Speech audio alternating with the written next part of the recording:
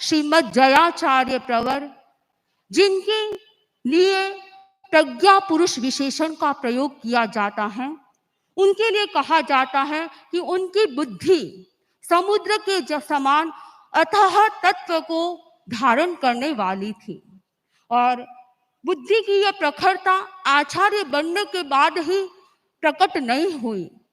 बाल्यावस्था में ही उनकी वह प्रखरता प्रकट होने लग गई। राजस्थानी में कहा गया है, होनहार विरुवान के होत चिकने पाठ। प्रसंग उस समय का है जब द्वितीय आचार्य श्री भारमल जी स्वामी का चतुर्मास विक्रम संवत 1869 का जयपुर में था। उस समय जयाचार्य प्रवर गृहस्थ अवस्था में थे। दोनों बड़े भाइयों के साथ और अपनी माँ कल्लू जी के साथ वे जयपुर में सेवा करने के लिए आए और वे वहां पर लाला हरचंद लाल जी जौहरी के मकान में ठहरे। वह समय उनके प्राथमिक तत्व ज्ञान सीखने का सुंदर अवसर था और उन्होंने उस समय 25 बोल, 13 द्वार, चर्चा आदि अनेक थोकड़े कंठस्थ किए। उनकी बुद्धि प्रखर थी और असाधारण उनकी समझ शक्ति थी। जो बात एक बार वे सुन लेते थे उसे दोबारा उन्हें बताने की आवश्यकता नहीं होती थी। उनकी ऐसी प्रतिभा को देखकर, उनकी स्थित प्रज्ञता को देखकर और लगन को देखकर एक बार लाला हरचंद लाल जी जौहरी ने माँ कल्लू जी से कहा कि यदि ये संयमी बनेंगे तो बहुत बड़े तेजस्वी साधु होंगे। ये बात उस समय कही गई थी और वे बालक रूप में ही तेजस्वी नहीं या साधु रूप में ही तेजस्वी नहीं बने, वे एक तेजस्वी आचार्य बने और अपनी तेजस्विता से तेरापंथ धर्म संघ को तेजस्वी बनाया। तेरापंथ धर्म संघ को तेजस्वी बनाने के लिए अपनी प्रज्ञा का अनेक क्षेत्रों में उपयोग किया। उसमें एक क्षेत्र है साहित्य सृजन। जैसा कि आचार्य प्रवर ने फरमाया कि उनका ज्ञान गंभीर था, उन्होंने बहुत साहित्य सृजन किया। उपादान शक्ति भी तभी साकार रूप लेती है जब कोई राइट टाइम पर राइट निमित्त मिलता है। जयाचार्य प्रवर को अपनी प्रज्ञा प्रकट करने के लिए भी अनेक निमित्तों का योगदान मिला और उन निमित्तों की उनके जीवन में अहम भूमिका रही। सबसे पहले उनके विद्या गुरु हेमराज जी स्वामी का बहुत बड़ा योगदान रहा उनके साहित्य सृजन में। दूसरा, साध्वी दीपा जी उनके निमित्त बनी और तीसरी, अनेक विशिष्ट घटनाएं उनके जीवन में ऐसी घटित हुई जो उन्हें साहित्य सृजन के लिए मजबूर कर दिया। प्रसंग उस समय का है जब मुनि जीतमल जी स्वामी छोटी पात्री का निर्माण करते हैं, उस पर रंग रोगान करते हैं और वह रंग रोगान बड़ा आकर्षक बना। उसे दिखाने के लिए वे आचार्य श्री ऋषि राय जी के पास आए और उस समय आचार्य ऋषि राय जी के पास में ही साध्वी दीपा जी विराजमान थे। साध्वी दीपा जी ने जैसे ही वह पात्री देखी, उन्होंने कहा, मुनि जी, आपने ये पात्री बहुत बढ़िया बनाई है, परंतु हमारी छोटी छोटी सामान्य सी साध्वियां भी इस ऐसी पात्री का रंग रोगान कर लेते हैं, ऐसा रंग रोगान कर लेते हैं। आपकी इसमें क्या बड़ी विशेषता हुई? आपकी विशेषता तो तब होती जब आप कोई ऐसे आगम के रहस्यों का उद्घाटन करते या कोई नई रचना कर लाते। साध्वी श्री दीपा जी उस समय की साध्वियों में एक प्रमुख साध्वी थी और उनकी बात मुनि श्री जीतमल जी स्वामी को लग गई।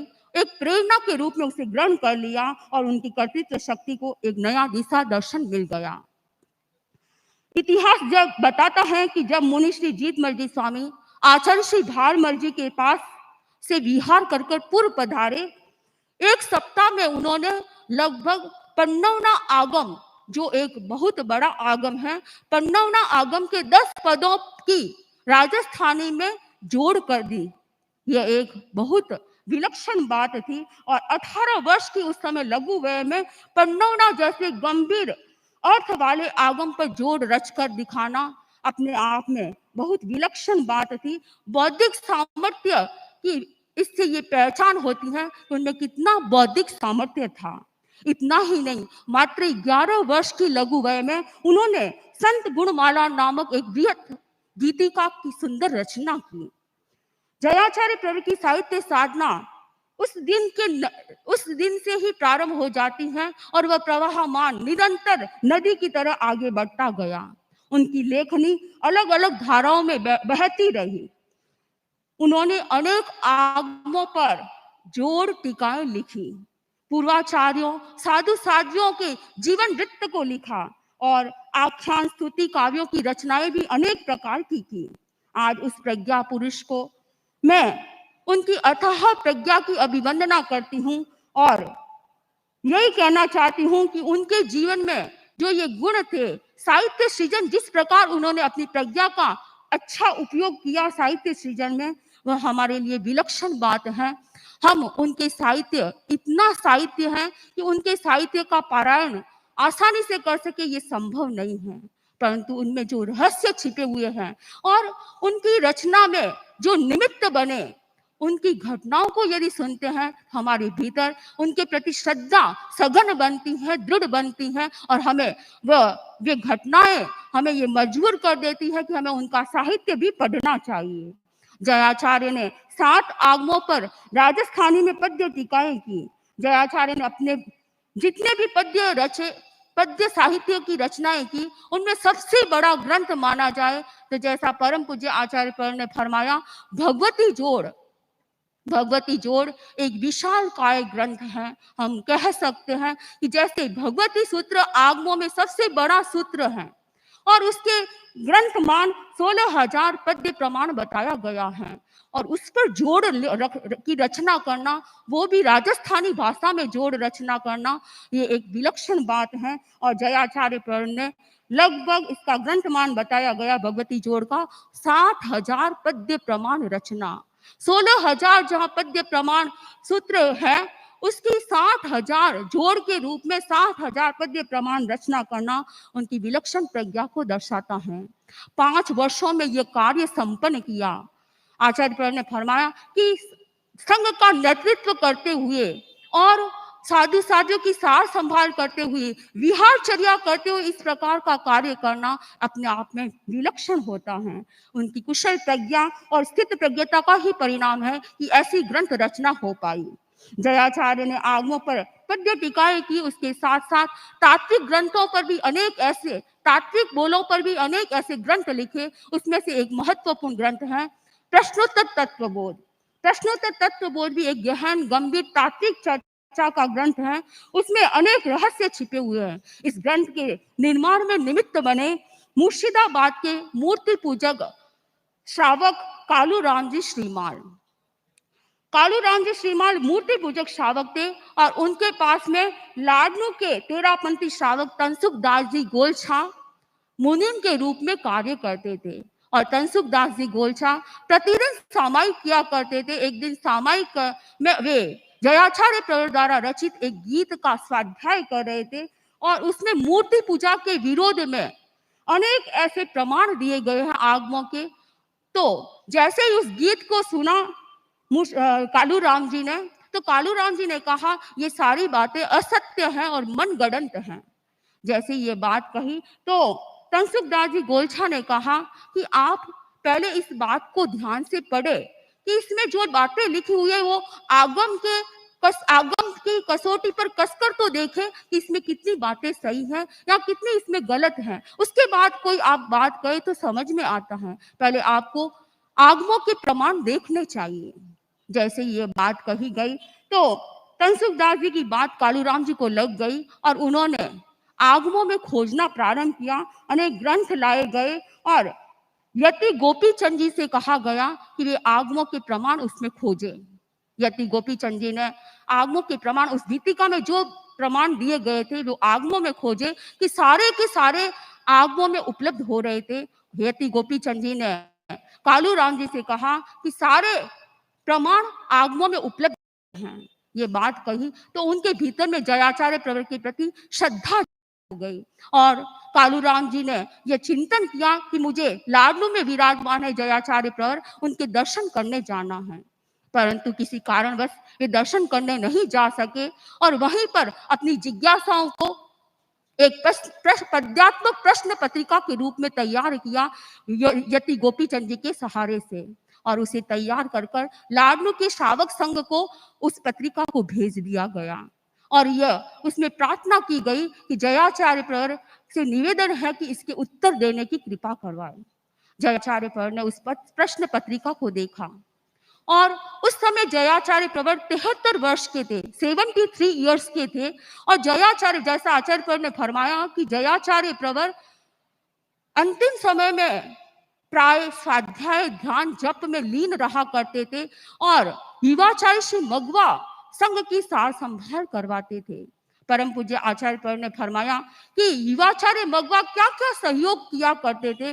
साधी प्रमुखा श्री जी ने आचार्य प्रवर से निवेदन किया कि हमने युवाचार्य श्री मगवा और जयाचार्य प्रवर को तो नहीं देखा, परंतु हमने आचार्य श्री महाप्रज्ञ जी को और युवाचार्य श्री महाश्रमण जी को देखा है, और किस प्रकार आचार्य श्री महाप्रज्ञ जी के सहयोगी, अनन्य सहयोगी बनकर कार्य किया उसको हमने देखा है। तो आचार्य श्री युवाचार्य श्री मगवा ने कैसा कार्य किया हम वो नहीं जानते, परंतु युवाचार्य श्री महाश्रमण जी ने आचार्य श्री महाप्रज्ञ जी का कितना सहयोग किया हम सब जानते हैं।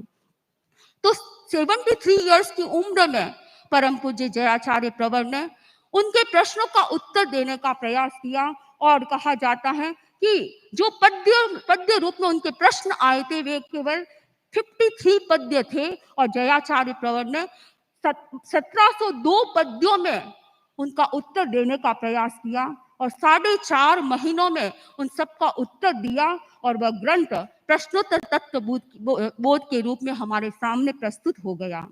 प्रश्नोत्तर तत्व बोध में जैसे तेरापंथ एवं मूर्ति पूजक समाज के सैद्धांतिक मतभेदों का विश्लेषण किया गया है, वैसे ही तेरापंथ और स्थानकवासी समाज के सैद्धांतिक मतभेदों का विश्लेषण किया गया है भ्रम विध्वंसनम में। परम पूज्य आचार्य प्रवर ने भ्रम विध्वंसन के बारे में प्रेरणा दी कि उसका स्वाध्याय करना चाहिए। वास्तव में ये ऐसा सुंदर ग्रंथ है जिसके माध्यम से हमारे अनेक भ्रांतियां स्पष्ट हो सकती हैं, हमारी अनेक जिज्ञासाओं का समाधान हो सकता है। उसका ग्रंथ मान था 10,000 पद्य प्रमाण, और ये गद्य ग्रंथ था। तो इस प्रकार गद्य ग्रंथ है। ब्रह्म विध्वंसनम के माध्यम से भी हम जान सकते हैं कि जयाचार्य प्रवर की प्रज्ञा कितनी विलक्षण थी। उन्होंने झीनी चर्चा, झीनो ज्ञान, चर्चा रत्नमाला आदि अनेक उत्कृष्ट कोटि के ग्रंथों की रचना की, जिसमें तत्व चर्चा भरी हुई है। जयाचार्य प्रवर के कुछ विशेषताएं विलक्षण थी। उन्होंने अति ठोस आगम ज्ञान किया, ऐसा लगता है जब उनकी रचनाओं को पढ़ा जाता है। दूसरी बात, उनके भीतर में पवित्र तार्किक बल था, और तीसरी बात, उनके भीतर में उत्कृष्ट विनम्रता थी। जहाँ ज्ञान होता है वहां पर विनम्रता हो ये जरूरी नहीं, परंतु जयाचार्य प्रवर के जीवन को देखते हैं तो उनमें इतना अधिक ज्ञान, उत्कृष्ट ज्ञान होते हुए भी उत्कृष्ट विनम्रता भी हमें देखने को मिलती है। जब उनकी रचनाओं को पढ़ते हैं तो हर रचना के पीछे लास्ट में अपने पूर्वाचार्यों का स्मरण किया है। न केवल पूर्वाचार्यों का स्मरण किया है, जो रचनाएं की है उसका श्रेय भी अपने आचार्यों को, पूर्वाचार्यों को दिया है।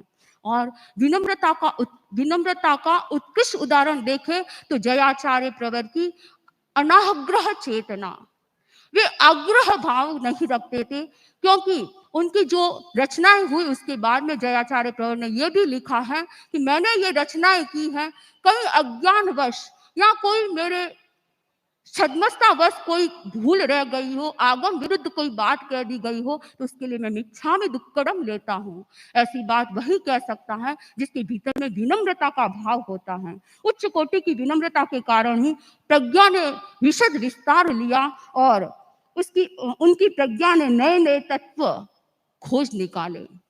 वे एक तत्ववेता आचार्य, आगम मनीषी आचार्य थे। उसके साथ साथ वे भक्ति रस में भी आप्लावित होते रहते थे। उनके भीतर में भक्त हृदय भी बोलता था। तत्ववेत्ता होता है वह भक्त हो ये जरूरी नहीं, और भक्त होता है वह तत्ववेत्ता हो ये जरूरी नहीं।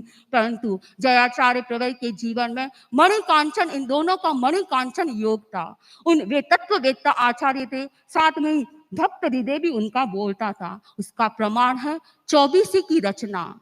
और चौबीसी के बारे में आप लोग जानते हैं, क्योंकि परम पूज्य आचार्य प्रवर ने इस बार के न्यू ईयर पर आप लोगों से ये प्रेरणा दी थी आचार्य प्रवर ने कि भाई बहन श्रावक श्राविकाएं चौबीसी को कंठस्थ करे, और जिन्हें कंठस्थ है वे इसका स्वाध्याय करे। तो चौबीसी की रचना भी, इसके पीछे भी बहुत बड़ा इतिहास, रचना के पीछे भी एक प्रेरणा रही। चौबीसी की रचना में निमित्त बने विद्या गुरु हेमराज जी स्वामी। बात उस समय की है जब जीतमल जी स्वामी आचार्य श्री ऋषि राय जी के साथ कच्छ गुजरात की यात्रा के लिए जा रहे थे। उस जाने से पूर्व जयाचार्य प्रवर सिरियारी में हेमराजी स्वामी के दर्शन करते हैं, और दर्शन करते हैं तब हेमराजी स्वामी ने कहा, जीतमल, मैंने बहुत दिनों से सोच रखा है कि तुम एक चौबीसी की रचना करो। और वह अपने विद्या गुरु की प्रेरणा मानकर उन्होंने वह कार्य शुरू किया। वहां से वे प्रस्थान कर लेते हैं। पुनः जब विहार कर कच्छ गुजरात की यात्रा कर कानाना की तरफ पधारे, तब हेमराजी स्वामी के पुनः दर्शन हुए, और उस समय उन्होंने 19 स्तवन, चौबीसी के 19 स्तवन की रचना कर दी थी। उन्होंने यह हेमराजी स्वामी को बताया, और हेमराजी स्वामी को वे सारी गीतिकाएं गाकर सुनाई। परंतु वे ढालें बहुत बड़ी विस्तार पूर्वक लिखी गई थी। एक एक तीर्थंकर के इतिहास को पूर्ण रूप से लेखा जोखा करके लिखा गया था, इसलिए वो चौबीसी बड़ी चौबीसी के रूप में प्रस्तुत हुई। हेमराजी स्वामी ने प्रेरणा दी कि मैंने सोचा था कि तुम 5-7 पद्यों में एक एक गीत की रचना करो, एक एक तीर्थंकर पर, तो तुमने जो रचना की वो अच्छी है, परंतु मैं चाहता था कि मैं वृद्धावस्था में हूँ, इतनी बड़ी चौबीसी मैं कंठस्थ नहीं कर सकता हूँ। यदि छोटी चौबीसी होती तो मैं इसे कंठस्थ कर पाता। यह बात जयाचार्य प्रवर ने सुनी, इससे वे निरुत्साहित नहीं हुए, और उन्होंने संकल्प किया कि मुझे ये कार्य भी करना है। 19 स्तवन तो बन गए थे, 5 स्तवन जो बाकी थे, उस 5 स्तवनों की भी रचना की, और एक बड़ी चौबीसी के रूप में हमारे सामने आई। पर जयाचार्य प्रवर ने सोचा कि मुझे अब छोटी चौबीसी की रचना करनी है। तो विक्रम संवत जब वे युवाचार्य बन गए, 1894 में युवाचार्य बने, और उसके बाद विक्रम संवत 1900 भाद्र शुक्ला दशमी को उन्होंने ये छोटी चौबीसी प्रारंभ की, और आश्विन कृष्णा चतुर्थी को चौबीसी संपन्न की। मात्र 9 दिनों में ये छोटी चौबीसी पूर्ण कर दी। इससे ये ज्ञात होता है कि जयाचार्य प्रवर की मेधा विलक्षण थी, प्रज्ञा विलक्षण थी। सरल, सरस, सुगम और आकर्षक रचना, जिसमें भक्ति रस आप्लावित होता है, तत्वों के रहस्य छिपे हुए हैं, और ध्यान साधना के बीज छिपे हुए हैं, उसमें आत्मदर्शन छिपा हुआ है। ऐसी विशिष्ट कृति जो चौबीसी आज हम सब गाते हैं, उसका संगान किया करते हैं। विशिष्ट योग साधना के बिना ऐसा कम समय में ऐसा कार्य संभव नहीं हो सकता है। कुछ रचनाओं के बारे में मैंने आप लोगों को बताया। जयाचार्य प्रवर की अनेक रचनाएं हैं, जिनको हम अगर पढ़े, सुने और उसका रसास्वादन करें, तो हमारे भीतर भी तत्व ज्ञान की प्रेरणा मिलेगी, हमारा आत्मदर्शन जागृत होगा, हमारी भक्ति भावना और जागृत हो सकती हैं। जयाचार्य प्रवर ने अपने जीवन काल में लगभग 3 लाख पद्य परिमाण साहित्य की सृजना की। जयाचार्य प्रवर ने साहित्य सृजन करके गण भंडार को समृद्ध बनाया। तात्विक और सैद्धांतिक कोई भी यदि प्रश्न हमारे सामने आए, तो उसका सटीक समाधान, उन सटीक प्रश्नों का सटीक समाधान हमें जयाचार्य प्रवर के ग्रंथों में प्राप्त हो सकता है। जयाचार्य प्रवर तत्वदर्शी आचार्य थे, सत्यदर्शी आचार्य थे, आत्मदर्शी आचार्य थे। आज के दिन 144वें महाप्रयाण दिवस पर उनके प्रति श्रद्धा समर्पित करती हूँ, और जयाचार्य प्रवर के परम्पर पट्टदर, श्रुत उपासक, युग प्रदान परम पूज्य आचार्य श्री महाश्रमण जी से यही निवेदन है कि हमारा श्रुत, संयम, तप और भक्ति भावना निरंतर बढ़ती जाए, और प्रज्ञा के लिए हम, प्रज्ञा जागरण के लिए हम सम्यक पुरुषार्थ करते रहे। इन्हीं भावों के साथ ओम अरहम। और